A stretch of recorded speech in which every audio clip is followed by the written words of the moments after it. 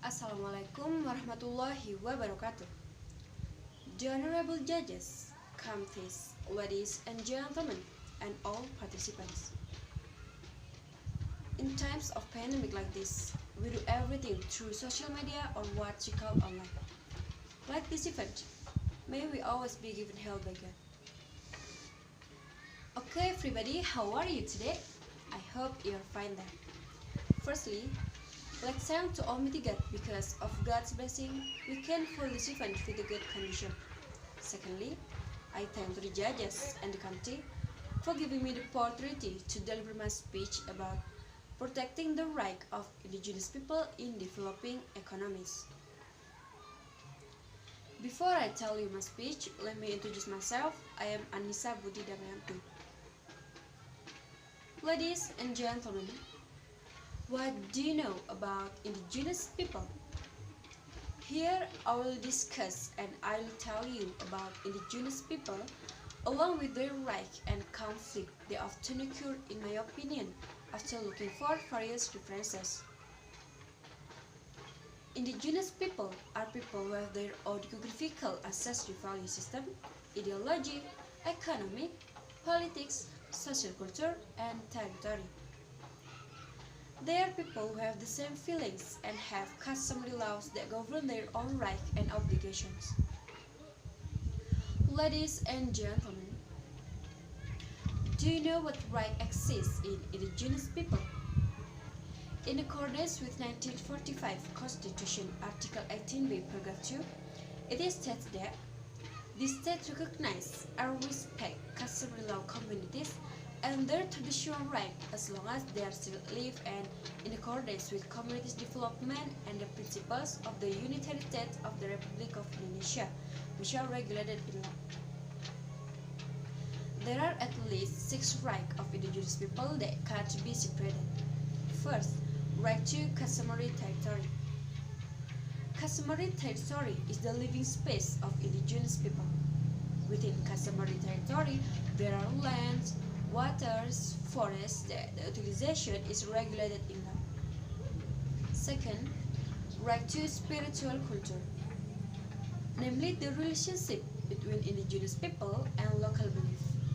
Third, indigenous women's right, which means as an identity, they have right as citizens, individual right of indigenous women, and collective right in the cultural aspect. Fourth, indigenous children and youth right. That is, each child needs special attention because their specific needs than those of adults and their key role as the next generation of the community. Fifth, right to the environment. The environment is not only home for various species of diversity, but is a source of life and knowledge for the community. 6. Right to participate. That is, with the consent, the community can make good decisions for themselves and understand the consequence of the choices made. Okay, everybody, after knowing the right of indigenous people, could we conclude what we have to do so that these rights still remain embedded in the life of indigenous people? It would be shame if we only know without respecting and recognizing the right of indigenous people. Why do I say so? Because indigenous people still often receive discriminatory treatment which has suppressed their right as human beings. From these problems regarding the land and natural resources that befall indigenous people, it is as if the government has raised its hand regarding the right of indigenous people. Ladies and gentlemen, an example of the conflict from my presentation is the natural resource conflict in Riau. Riau has a large now oil palm plantation. Unfortunately, from time to time, there are always conflict that occurs in Riau regarding this plantation. According to Scalab, the main perpetrator of the conflict is the company. He concluded the seriousness of the government in handling the conflict wasn't optimal. This was evidenced by the increased oil palm plantation conflict in 2019. In addition, The process determining forest area is not carried through, so that many oil palm plantation in Riau is found in forest area. Meanwhile, the government of the plantation service conflict in Riau seem to ignore the conflict. This proves that there are violations of the right of indigenous people. That's right to the customary territory and right to the environment.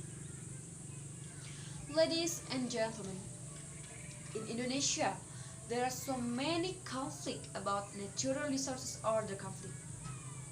We just need to find a way so that the conflict can be minimized or even eliminate the conflict.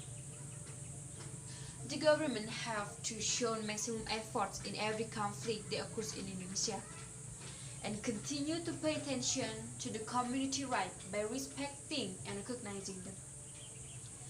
As the state develops, it still has to pay attention to the customary right that apply to the community. Don't be arbitrary, because that's the only way so that the territory of Indonesia and its people can still feel justice and prosperity. Okay, ladies and gentlemen, that's all I can say. Hopefully it will be useful. Thanks for attention. Have a nice day and goodbye.